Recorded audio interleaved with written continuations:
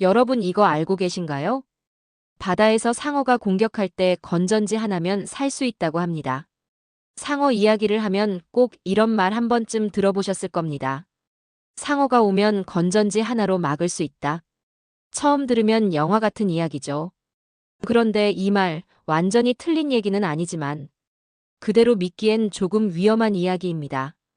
왜 이런 말이 생겼는지부터 차근차근 풀어볼게요. 상어는 생각보다 눈보다 다른 감각에 더 의존합니다. 특히 아주 유명한 감각이 하나 있죠.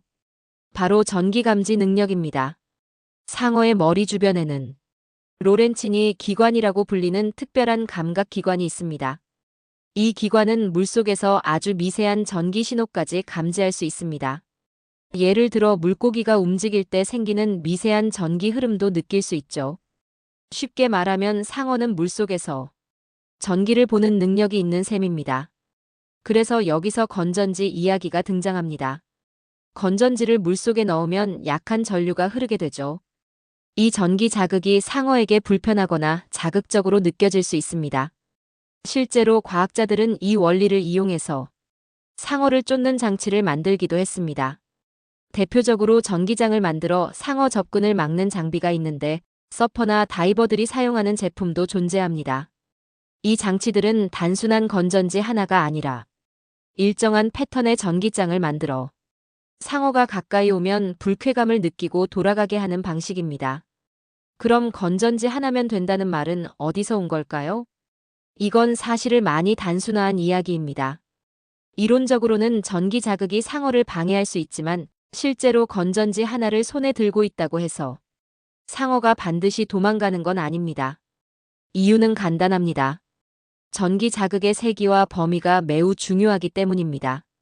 건전지 하나로 만들어지는 전기장은 너무 약하고 범위도 좁습니다. 게다가 바닷물에서는 전기가 빠르게 퍼지고 약해집니다. 그래서 실제 상황에서는 효과가 거의 없을 가능성이 큽니다. 또 하나 중요한 점이 있습니다. 상어는 상황에 따라 행동이 달라집니다. 배가 고프거나 자극을 받았거나 이미 공격 행동에 들어간 상태라면 작은 전기 자극 정도로는 멈추지 않을 수 있습니다. 그래서 전문가들은 이런 방법을 생존 전략으로 권장하지 않습니다.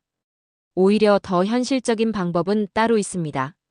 상어와 마주쳤을 때는 천천히 뒤로 물러나면서 눈을 마주치고 등을 보이지 않는 것이 중요하다고 알려져 있습니다. 또 반짝이는 물건이나 불규칙한 움직임을 줄이는 것도 도움이 됩니다. 상어가 먹이로 착각할 수 있기 때문입니다. 결국 정리해보면 이렇습니다. 상어는 전기를 감지하는 능력이 있고 그걸 이용한 전기식 상어 퇴치 장비는 실제로 존재합니다. 하지만 건전지 하나면 된다는 말은 그 원리를 너무 단순하게 줄여서 생긴 오해에 가깝습니다. 이야기 자체는 흥미롭지만 현실에서는 믿고 따라하기엔 위험한 정보인 셈이죠. 그래도 이 사실 하나는 꽤 신기합니다. 바닷속에서 상어는 눈이 아니라 전기를 느끼며 사냥을 한다는 점 말이에요. 생각해보면 우리가 모르는 감각으로 세상을 보는 생물들이 생각보다 훨씬 많다는 걸 다시 느끼게 되는 이야기죠.